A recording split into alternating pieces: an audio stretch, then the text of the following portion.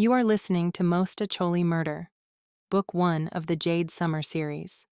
Written by Nicolette Pierce. Copyright 2020. Audio copyright 2025 by Pierced Heart Publishing. Digitally narrated with full cast of voices.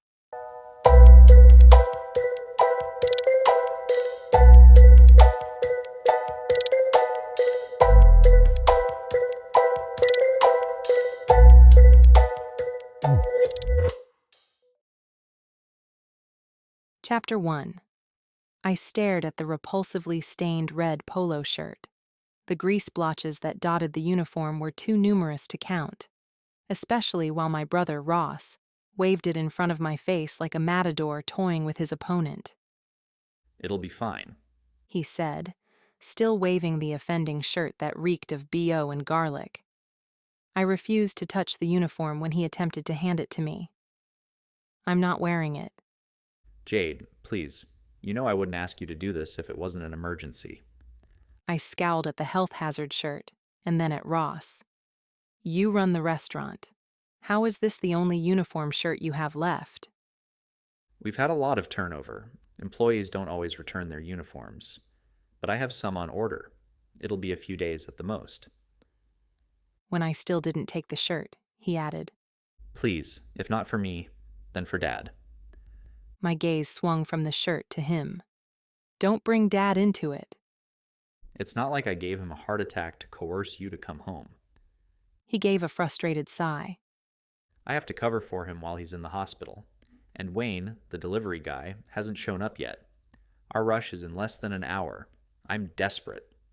If this is your only uniform shirt left, why didn't you wash it? I asked. My desperation for not wearing it drove me to being difficult in an already difficult time. Our line cook Lars quit at closing time last night. He said he couldn't take Aunt Dot anymore. Ross didn't have to explain further. Aunt Dot was a loving pain in the ass. Nothing was good enough for her. All I'm asking is for you to do deliveries until Wayne shows up for his shift. A small part of me felt guilty. Ross had stayed in Chicago to help the family business. I had not. But, when it came to my family, the old saying was true. Distance really did make the heart grow fonder, or maybe less annoyed. So I supposed one night of helping my brother wouldn't kill me. You owe me, I said, snatching the disgusting shirt. Give me one of your t-shirts, too. I know you keep spares here. Why do you need a t-shirt?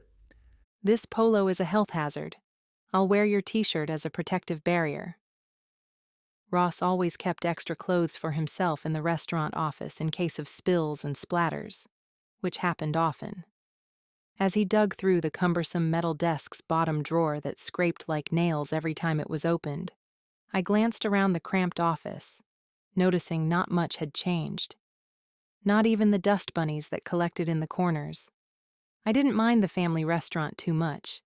Piatto Perfetto was a slice of Italian heaven smack dab in Chicago's Chinatown. And our family's dirty little secret? Not one drop of Italian blood in any of us. When Great-Grandpa Sommer had fled from Germany during World War II, not many were keen on German restaurants. But Chicagoans love their Italian. Great-Grandpa used all of his money and opened Piatto Perfetto against the odds. I glanced at the old black and white photos that took up nearly every inch of the office walls. They were faded and cracked, but no one dared remove them. Here, Ross said, straightening as he handed me a white t-shirt. Dangerous color for this place, I said, taking it. everything I own has some kind of stain on it. I paused for a moment as I watched him organize papers on his desk. At 33, he looked older. Stressed. While he still had a mop of dark blonde hair that had enough gel in it to defy gravity with a swooping wave, his tired hazel eyes gave him away. Are you happy? I asked. He turned to eye me with suspicion. We hadn't talked much since I moved away a decade ago. My fault, I supposed. The years away had been strained, not because of bad blood or burnt bridges, just life. and me wanting a career that didn't involve the family secret marinara recipe. A family cardinal sin. I was the one who broke tradition. What do you mean? Am I happy? I gave a small shrug. You've always been a hard worker and seem to enjoy working for the family. I'm just wondering if it's too much. I'm fine. And if you get into uniform, I'll be finer. He paused, knowing his grammar would get him into trouble with Aunt Dot. You know what I mean. I smiled at him. I'll go change. Thank you. I gave a nod and was about to leave when it looked as though he wanted to say something else. I waited a moment in uncomfortable silence. He sighed as he rubbed the back of his neck. No, seriously, I mean it. I know you never wanted to work here after you left for college. And I know you're only home because Dad is in the hospital, but thank you. I gave another nod because I didn't trust my words, and I didn't want to knock myself off my temporary pedestal.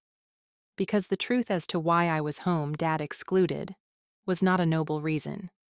But there was no way I was going to share details of my situation with my brother. On my way to the minuscule employee bathroom, I heard the sounds of Aunt Dot bickering with someone in the kitchen. Her demanding tone swelled over clanks of pots and pans, and the soft melody of classic Italian music coming from the dining area. Songs like O Sole Mio, Volare, and Santa Lucia had been burned into my memory along with the scents that wafted from the kitchen day after day. Oregano and garlic were always the most potent fragrances. I ducked into the bathroom, grimacing at the old plumbing. Nothing in this restaurant was new. Not the plumbing. Not the red checkered tablecloths. And certainly not the menu. Heaven forbid they stray from 1950s Italian cuisine. Although my mom had tried in the past, it was futile to attempt to sway Aunt Dot from tradition. Quickly changing shirts, I avoided inhaling when I pulled over the uniform polo. Thankfully, my jeans were fine for the delivery staff's uniform. Wait staff and management had to wear black slacks. I glanced at myself in the cracked mirror and pulled my brown hair into a ponytail. I ignored the weariness that reflected in my brown eyes. A week ago, I was on top of the world. I felt like I could take on anything. Now, I looked defeated. I was not comfortable with the realization. After depositing my shirt into a dented locker, I headed to the kitchen to see if any orders were in. Aunt Dot spotted me right away, which didn't surprise me.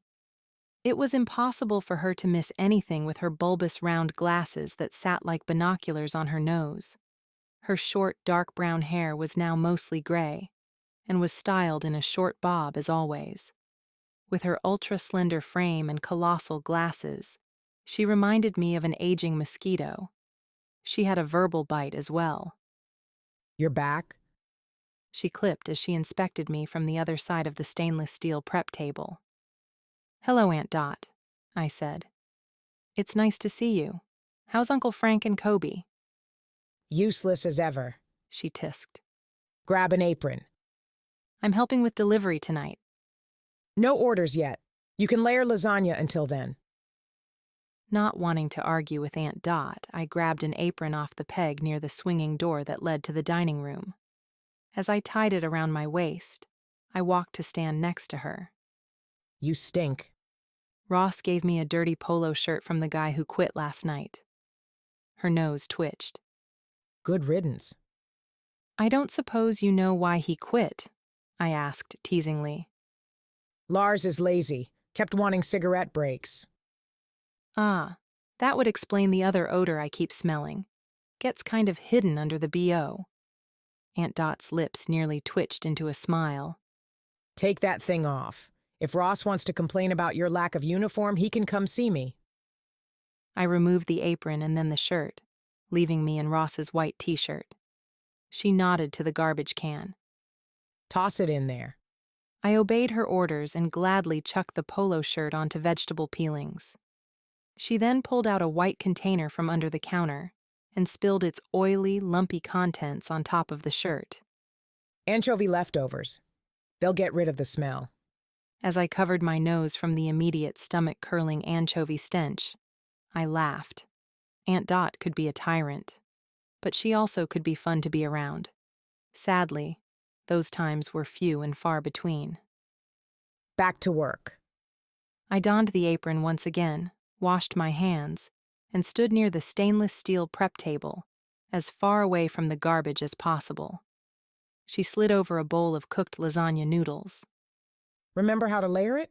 I nodded. Yes. How could I forget? I had made hundreds of pans of lasagna. It was nearly a factory line with us layering thick noodles, homemade red sauce, cheese, and meat. As I began prepping the first pan, she asked, So, why are you back? You know why, I said. Dad's in the hospital, He'll live. she said matter-of-factly. Routine heart surgery. There's nothing routine about open heart surgery. She didn't say anything at first, but as she whacked a chunk of meat with a scary metal hammer, she said, I'm not buying it. You didn't come back for your dad. You would have sent him flowers with a get-well note in a florist's handwriting, just like you did with Nana. I couldn't come home when Nana got sick. I had just been promoted and was given a huge project. Family is more important than projects. It was a multi-million-dollar ad campaign, and Nana is better. Family is still more important. It's not like I never come home. I come once or twice a year depending on my schedule. She narrowed her eyes at me and then whacked the meat again. And so it continued. One more person telling me I had failed them. I guessed it shouldn't bother me so much. It wasn't like I was a horrible person. I didn't lie or cheat. I didn't steal or make people cry. I just had a dream to be the best in advertising. Was that so wrong? To Aunt Dot, yes. To the rest of my family, it was a tepid shrug. I'll make it up to Nana. I'm planning on staying a couple of weeks. Aunt Dot raised a brow but continued her assault on the meat, which was fine with me. I didn't want her to hound me with questions. The less she knew about my situation, the better. The less anyone knew, the better.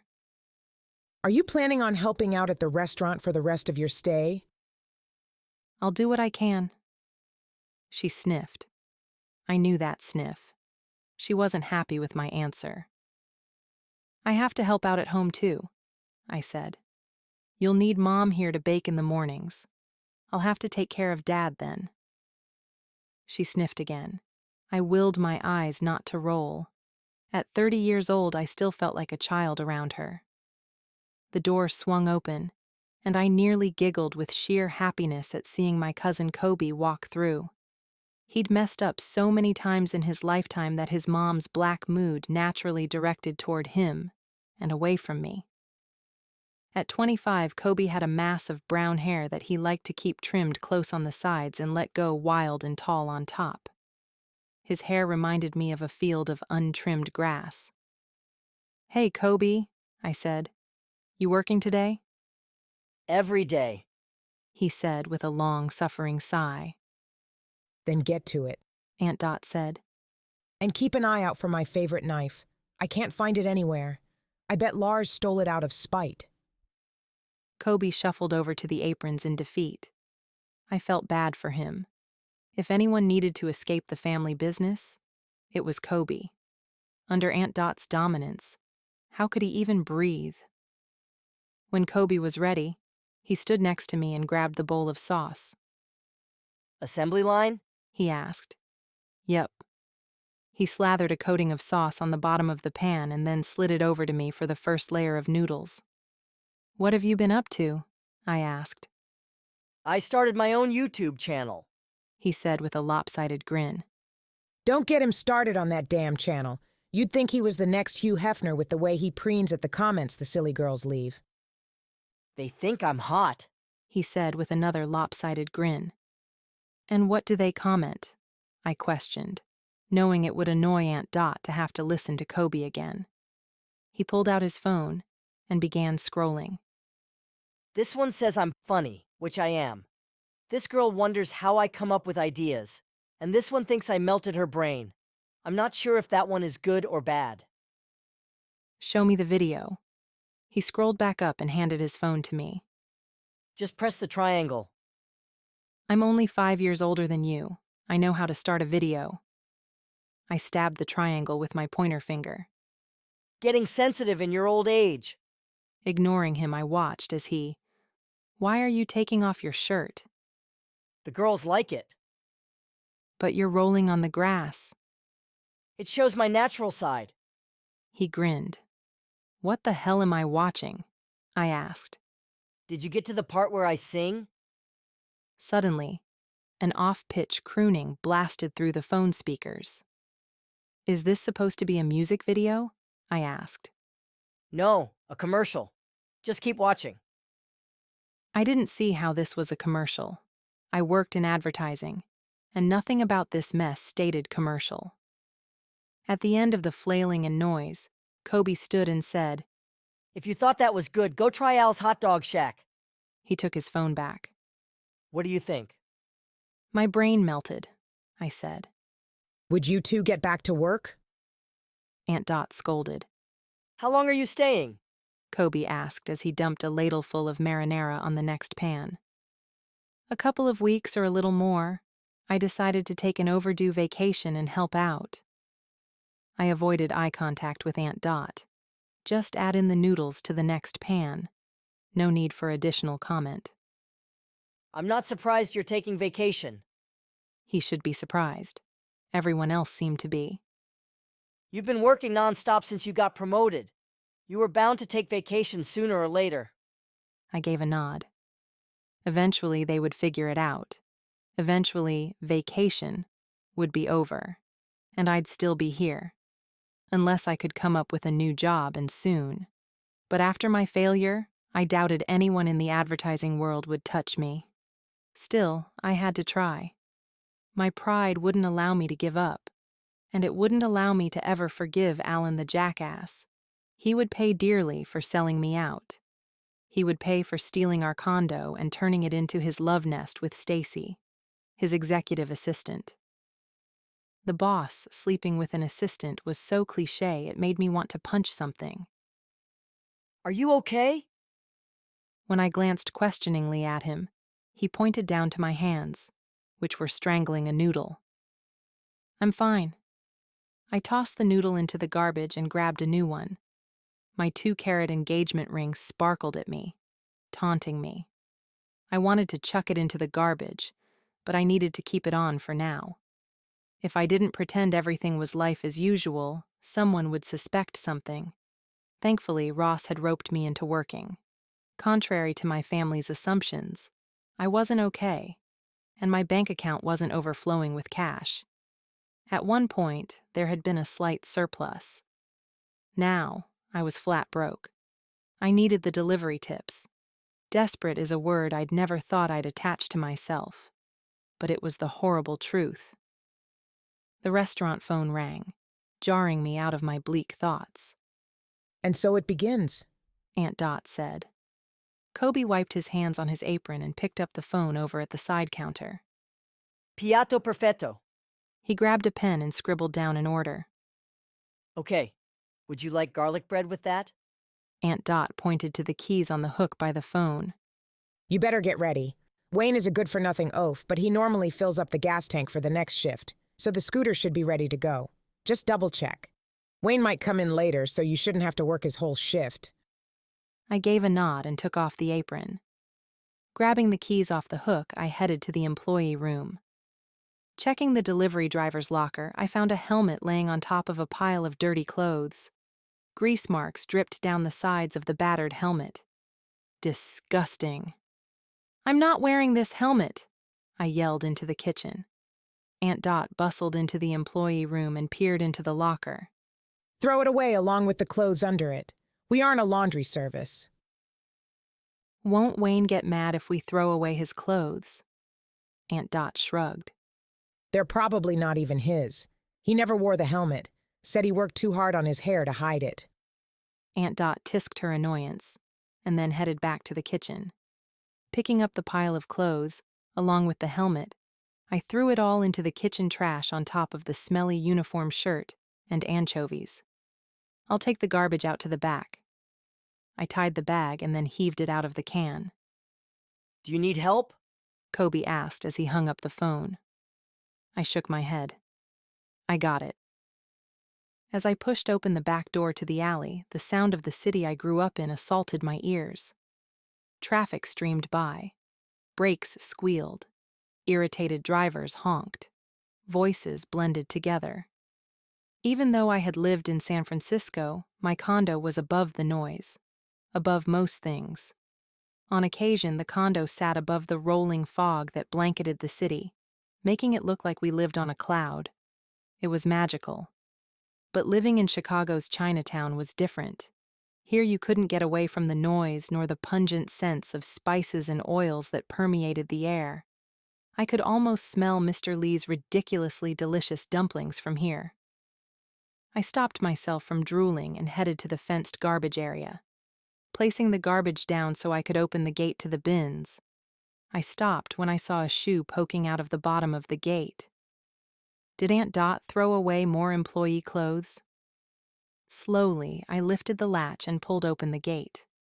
My stomach heaved as I saw the shoe was attached to a person, a very dead person. I closed the gate and proceeded back into the kitchen on shaky legs. Aunt Dot, I said hesitantly, what does Wayne look like? Dark gelled hair, average height, has an inappropriate tattoo on his arm. I keep telling Ross that Wayne needs to wear long sleeves under his uniform. Aunt Dot scanned the kitchen. Why? Is he here? And where is my favorite knife? Kobe, have you seen it? Kobe shook his head no. I think Wayne might have the knife, I said. Keep it together, I scolded myself. Don't freak out. Dead people with a knife sticking out of them were probably found by garbage bins all the time. Or not. Tell him to come here. I've got a few choice words for him. Aunt Dot, he's dead. What? Call the police, I said, trying to remain calm. Breathe in, breathe out. What do you mean he's dead? Ross chose that moment to walk into the kitchen. Who's dead?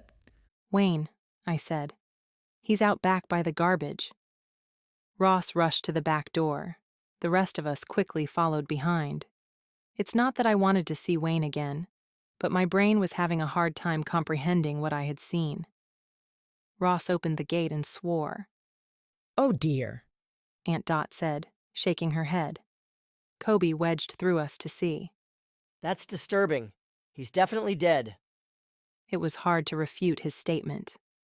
With Wayne's glassy gaze rolled toward heaven and a knife stuck in his chest, he was a goner.